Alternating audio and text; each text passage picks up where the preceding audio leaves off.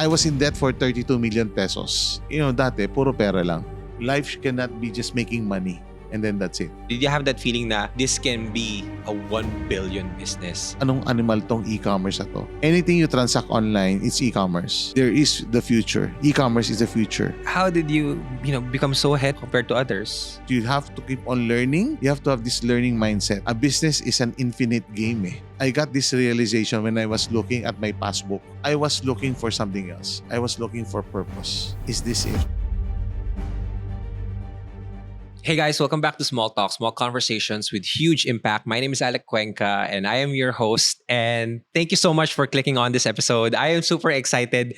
Sobrang excited ko sa episode na to because again, paulit-ulit ko sinasabi pero I use this podcast as an excuse to get amazing people who has reached significant success in their lives, and I try to pick their brains here for like 40 minutes to an hour. So I'm really excited to introduce to you our guest because etong guest natin ngayon ay isa sa mga kung kakausapin ko yung mga business owner friends ko, whether they're 10 years into the business, 5 years, or relatively starting, they would say that this person is one of their one of the best mentors that they've come across dahil on his very inspiring story, but also business insights that allowed him to create an empire in the e-commerce world. So this person is our guest today is the founder of Great Deals E-commerce, and it is the fastest growing e-commerce company here in the Philippines. And under his leadership, nakita ko actually ang post niya. One of the posts, they reached the biggest sales for the month, which is around, or GMV around 1 billion pesos. And I'm just really excited to learn more from this person. And I'm really honored. Let's all welcome to the show, Sir Steve. Sir Steve, thank you so much for being here. Thank you, Alec. Iniisip ko nga sinong ini-introduce mo eh. Parang hindi ako eh. Sir Steve, hello everyone, to all the viewers and listeners out there. Yeah. So again, I am... nakikita ko na si Sir Steve sa mga entrepreneurs din that meron kang pa-mastermind that you do. Is that like every quarter? Ano yung mastermind? So one of my advocacy is to have a faith-based mentorship program. So it's a way of me paying it forward to other entrepreneurs to guide them, assist them in growing their business also, and helping the Philippines and our economy. Yes. So yun yung one of my advocacy. Yeah. I do it in maybe in a year 3 to 4 times lang yan in a year. Yeah. Kaya nga, it's always fully booked. Kaya hindi na, ang tagal ko nang naka-waiting list dyan. So hopefully by the next batch, I'm gonna be a part of it. But you are also the author of your newest book. Congratulations po. Let me just show it.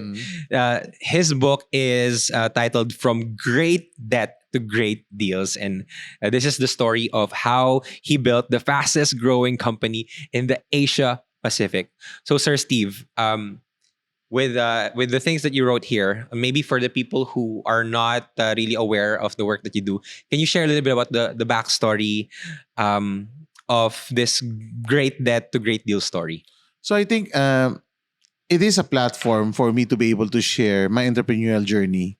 But more importantly, when I was writing the book, I would like to really parang ang thinking ko nung time na yun is, how can I make an impact not only in my generation but also for the next generation. That's why I tried as in the best possible way to share timeless principles, timeless business principles that entrepreneurs today and hopefully tomorrow can still find value in the learnings of this book. No? Yeah. So yun yung talagang heart ko. Lord, bigyan mo naman ako ng libro na parang hindi naman parang Biblia, but something that even to the next generation, people will be able to apply. Parang katulad ni Dale Carnegie, di ba? Yung How to Win Friends and Influence People. It's been decades na and still here. No? So ganun din hopefully my desire for me to be able to share timeless principles in running and scaling up your business. Yeah. But I think the most interesting part of this, just even the title, Great Debt. And I think there's a video of you with a searching key as well that you talked about the biggest debt of your life. So can you share? Can you please share that to our viewers as well? Like what happened doon and paano ka paano ka nakabawi? Alam mo, well, it resonates to a lot of people kasi sa lahat ng may utang po, I've also been part of that journey na nabaon sa utang. I was age 28 during that time, no? I had 2 daughters and I went into debt, no? Made the wrong investment. Kung gusto niyo malaman yung backstory na sa libro, Yeah. We're gonna link it down below, guys. But basahin nyo. I was in debt for 32 million pesos. Oh No? my gosh. And it took me not 1, 2, or 3 years, but it took me 12 years to be able to repay my debt. Mhm. And I think in terms of learnings, there's a lot of learnings that we can learn. But one thing I like to share to our listeners, that there is always hope. No? Sabi nga sa Romans chapter 5, verse 3 and 4, rejoice in your suffering. For in suffering, your suffering produces perseverance. Perseverance produces character, and character produces hope. No, and I've shared my journey that there's hope in life. No, even nabaon ka sa utang, how big it is. Alec, alam mo sana ako na-encourage nung time na yun, nabaon ako sa utang. I heard a testimony, a sharer. Baon siya 100 plus million. No. And he was able to turn it around. And then I said, kung siya nakaya niya, kaya ko rin. And I shared it in my book. I shared it in some interviews so that people will always get the encouragement to fight on, to move on in life. Yeah. Yan. I think kaya rin ako nakaresonate ng todo sa'yo, Sir Steve. Kasi I too made a bad investment early in my 20s. So it was a quick story. I talked about it in the other episodes. But quick story is, first time ko kumita ng pera. And sabi, invest mo yan para mag-multiply. So merong may friend na lumapit. Sabi, investment daw. But it turns out to be a scam. And nabaon ako for 2.7 million pesos. And at that time, it was really depressing for me because it was just not my money. I also invited my friends, my family na sabi, yeah. magbibuild daw siya ng e-commerce brand. We're gonna get equity. So I gave everything. But when the scam erupted, talagang I have no idea paano ko malalagpasan yun. And it was the darkest times of my life. But 2 million lang yan, Sir Steve. Sa'yo, 32 million. And then dun sa narinig mong testimony, 100 million. From that point on, what shifted and how did you get back up from that? I like to share a principle. No, I think this principle resonates to a lot of what I do also in life. No, kasi tayo mga Pilipino, have you heard of the bamboo tree principle? Mm-hmm. No, tayo mga Pilipino, meron tayong tinatawag na when we were young, naturuan tayo mag-plant ng mango seed. Di ba? I think most of the listeners, viewers, nagtanim tayo ng mango sa high school days natin. Tapos in a few days, may plant na siya sa tubig saka sa lupa. For a sambaquita seed, you plant it, a few weeks, it becomes a sambaquita tree and it produces sambaquita flowers. But for a bamboo, you plant a bamboo tree, it will take you 5 years before you could see any relevant growth. And then after 5 years, it grows to 100 feet. Mm-hmm. Because for the first 5 years, it has building its roots. Yeah. No? And when people see my business, Great Deals, kala nila ang bilis ng growth. Yeah. But the reality, it started from being negative 32. I've developed my resilience, grit, persistency, so that I'll be able to build a company that's, striving and sustainable. Yeah. No?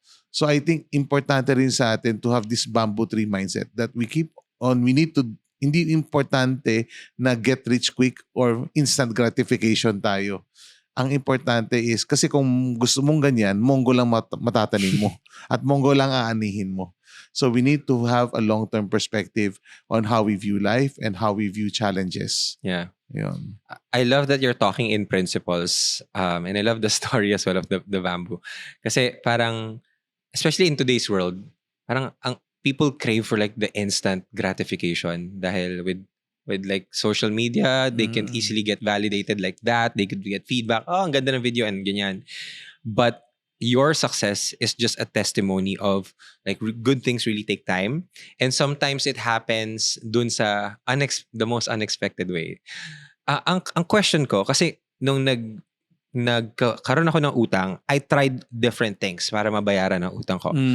Honestly, I could say na yun din yung pinakapagod akong moments.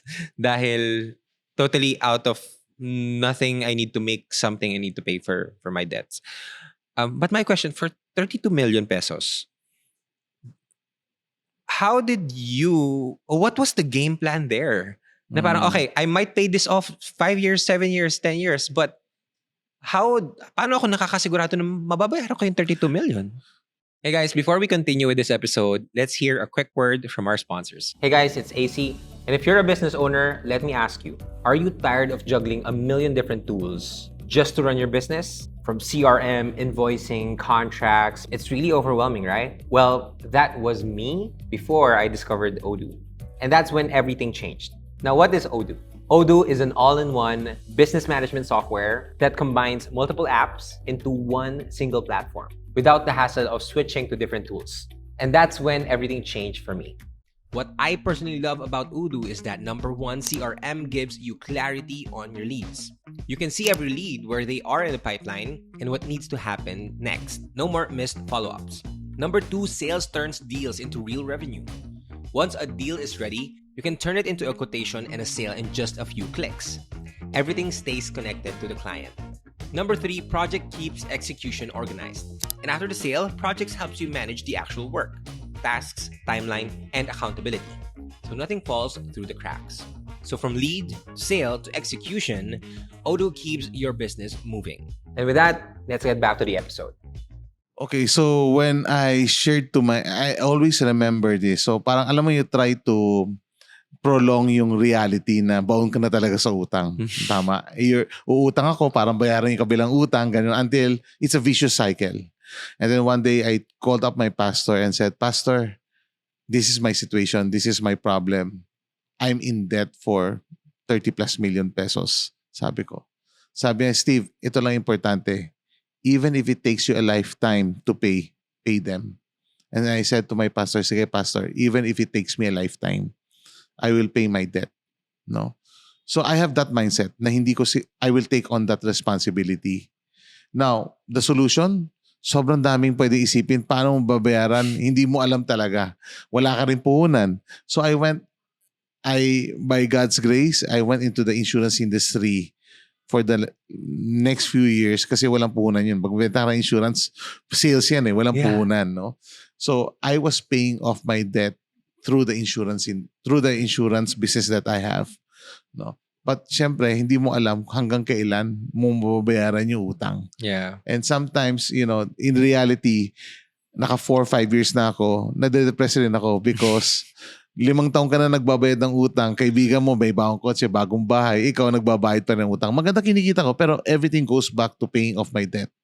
So sabi ko, people get depressed, get discouraged, no? And I'm thankful for good friends of mine in church and everything that they keep on encouraging me that there's hope, no? Which I shared yung Bible verse nga na yun, na sige, I'm hopeful, Lord, one day I'll reach the promised land. Ngayon nasa desert experience ako, no? Ang prayer ko nung time na yun, Lord, wag naman katulad ni Moses or the Israel na 40 years na sa desert. Oh. Kahit yung kay Joseph lang 12 years pwede na, no? So it took me technically 12 years talaga to really pay off my debt. So that was age 28 ako. At age 40, I sold my life insurance agency so that back to zero na ako. And that's where I got introduced to the e-commerce industry. Okay. So that was the start of learning the e-commerce industry when I was back from negative 32 to zero. Okay, so from negative 32 to zero, life insurance. The life insurance helped you do that? Life insurance, and then I also set up a mga stores sa malls, no? Called yung mga cellphone accessories. Oh. Meron rin ako mga side hustles. I also do bazaars, no? Yung mga bazaar sa mga Christmas, World Trade, yung mga hotel bazaars. So I did a lot of bazaars to, to really be able to continue building business. Yeah. Yung time na And yun. then, by the time that you were 40 years old, tama? 40 years old, dun ka lang na-introduce sa e-commerce. Doon lang. So the first few years was, if our viewers still remember Ensogo, Cash Cash Pinoy, Groupon, those were the infancy stage of e-commerce yung mga deal site, no? So I was supplying them with products, no? I still remember the first one was a power bank na 2,600 mAh, 800 mAh lang. Wala Pero na, nung hindi na ka, ngayon Hindi, 25,000 nung panahon naman dati, kasi yung mga cellphone, hindi naman ganun kalakas kumain ng baterya. So, 800 mAh, and I think the first deal sa Ensogo, more than 1,000 power banks got sold. And then sabi ko, sige, maganda to, supplyan ko nilang to mga deal site. Yeah. No, then I still have stores, self-access sa mga malls nung time na yun.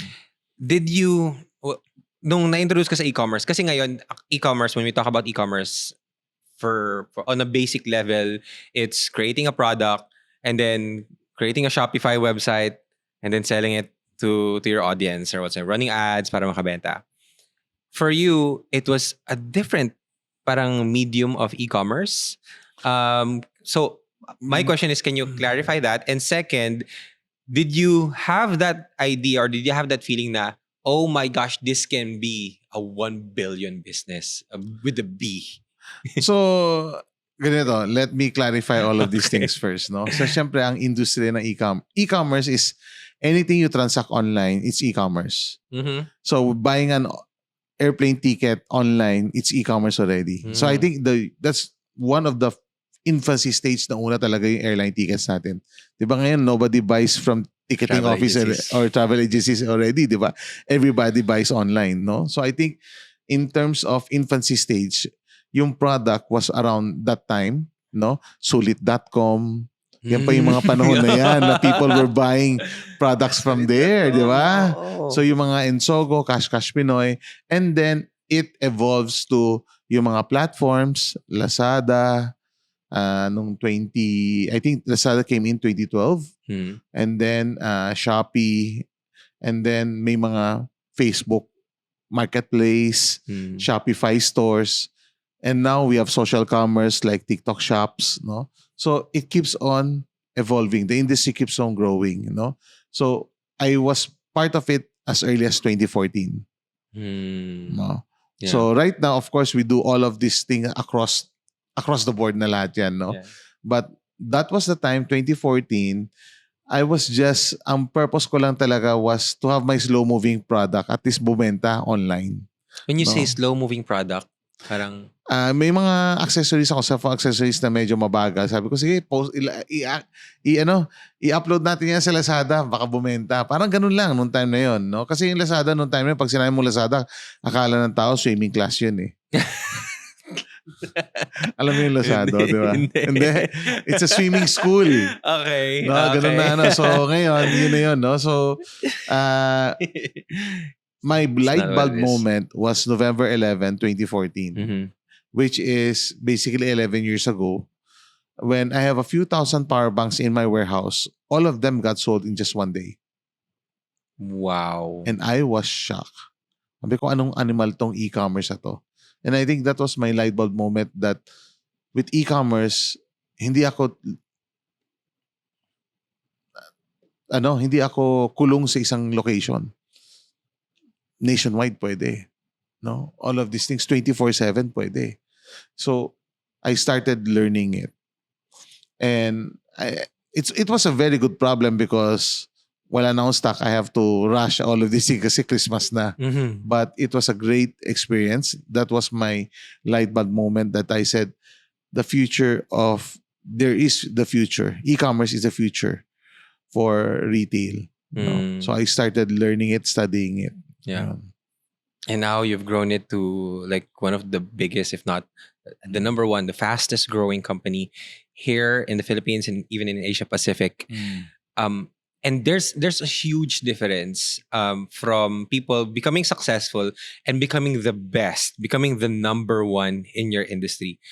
What was your mindset that allowed you to be in that position na you were either you were the first or the best one in the space? But how do you keep on evolving? Like you learned about this in your 40s, and how did you become so ahead of compared to Mm. others? Yeah, so let me share to you a story. Parang story naman tayo, Yeah, Alec, di yes, ba? yes. So, this one I learned from the Bible. No? So, Luke chapter 5, the story of the calling of the first disciple. So, Peter and his friends were fishing all night and they were not able to catch a fish. Dumating sila, umaga na, nakita nila si Jesus and just sabi ni Jesus, okay, cast your net over there. Sabi niya. Sabi ni Peter, Master, we've been fishing all night and we haven't caught a fish. But then afterwards, but because you say so, we will do it. And you know what happened? They were able to catch a large number of fish that their nets began to break and their boat began to sink. That they have to bring, oh, John and James, laki dito kasi hindi namin kayang i-haul. And still, muntik na mag-break yung net sila at mag-sink yung boat nila sa dami ng isda na nahuli nila during that time. And when they came, they asked the Lord, we will follow you because of that principle. So what can we learn from that story that I've been applying it in business? No? Kasi Alec, there's a difference between growth and scaling eh. Pero that's another story. Pero let me finish it first ha. So number one is know who your master is. Sa totoo lang, sino mas magaling mangisda? Yung karpintero o yung fisherman? Fisherman. Di ba? Uh-huh. Pero nakinig sila sa karpintero, di ba? Does it make sense? Not really, di ba?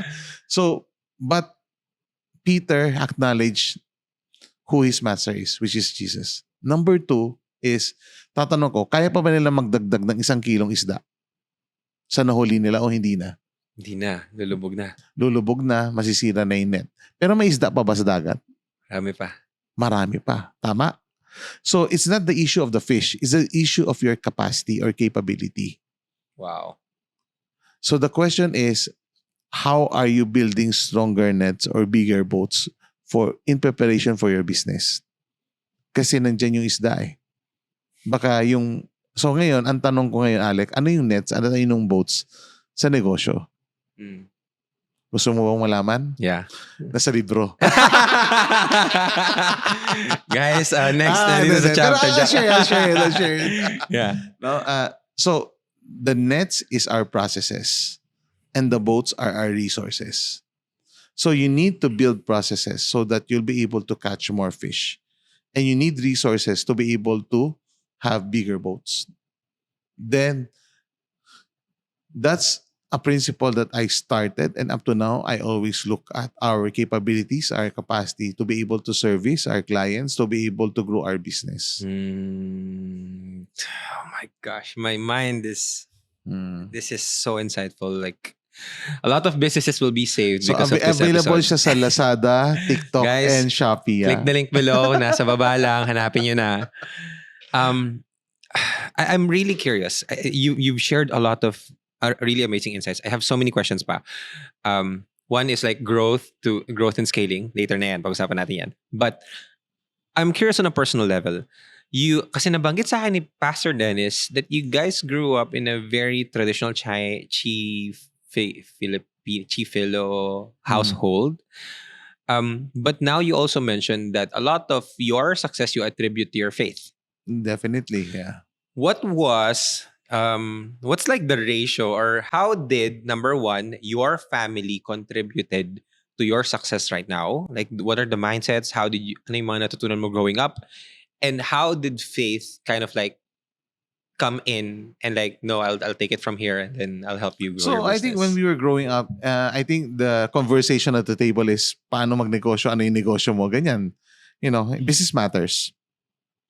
So I think one key advantage I would say is our business acumen is quite uh, early on in our childhood life, we were already exposed to how to run a business. Paano? How does that look like? Like, as a child, anong nakikita nyo? Anong Wala, naririnig nyo? as early as 4 years old, nakabantay na ako sa tindahan. Talaga. Kailangan makapag-usap sa customer, paano magbenta, no? So, ganun. So, ang sweldo namin piso nung time na yon, tapos may libreng merienda. Sabi ko, kailangan may libreng merienda. Kung hindi ako pupunta ng tindahan. So, ano yun, incentive ng magulang namin na, sige, libreng merienda, basta magbantay ka. So, at a very early on, even for me, I have 4 daughters, Alec. So, all of them has pick and pack ng orders. I bring them to my businesses. I let them, experience what some of my workers do so that they'll understand what our business is. So ganun yung training. Okay. No? So sabi ko nga, there's a difference between a first generation entrepreneur and an entrepreneur who grew up with entrepreneurs as their parents or as their family. So there's I would say an edge on it. No? Not, sometimes hindi lahat because you learn a lot as you grow along. Diba? Yeah. Kasi ang tawag ko sa negosyo namin is Divisoria style na negosyo. Okay. Pero itong Great Deals, hindi siya Divisoria style eh. Iba siya eh, di ba? So sa akin, may mga inputs may mga nakuha ko doon, but I also learn a lot of things as I keep on growing, as I journey as an entrepreneur to be able to be the best or be different, because you have to keep on learning. You have to have this learning mindset. Yeah. Na continuous learning tayo. No? So I always have my learning study every year. Every year, yeah. I invest on my learnings. Yeah, you just went to nagpunta kayo ng States couple of weeks ago. Yeah, a few weeks ago sa World Business Forum. Yeah. But I also did a Silicon Valley tour. Oh wow. So a lot of learnings every year. So I set aside funds for that. Okay. Kasi I think for you to have, you need to be able to have a better horizon on business climate and everything for you to be able to adjust also and to help you. A business is an infinite game eh. Constant yan eh. Constant battle yan eh. Walang kakatapusan. Panganda lang, basta buhay ang negosyo mo, nandiyan ka sa game. Yeah. And so aside from the exposure as a child, having that learning mindset. Yung faith ko is, of course, dati, puro pera lang. Diba? But, I would say at a very early age, I earned my first million at age 20 kasi. No? But, I got this realization when I was looking at my passbook. 1 million something. Sa passbook, diba? Ending balance, 1 million. And then I said, is this it? Ano susunod? 5, 10, 100 million? Then what? So, I was looking for something else. I was looking for purpose. Life cannot be just making money and then that's it. Diba? That's why I came to know, I'm blessed to be able to, encounter Jesus in my life at a very young age. And it has molded me to look at not just profit, but with purpose sa lahat ng ginagawa natin. Yeah. So I think, and that's why I do a faith-based mentorship program, because I want to share to entrepreneurs that life is not just all about money. Yeah. It should be much, much greater. You need to have a greater purpose in life. Yeah. Not just to impact not only our family or even our generation, but also to the next generation.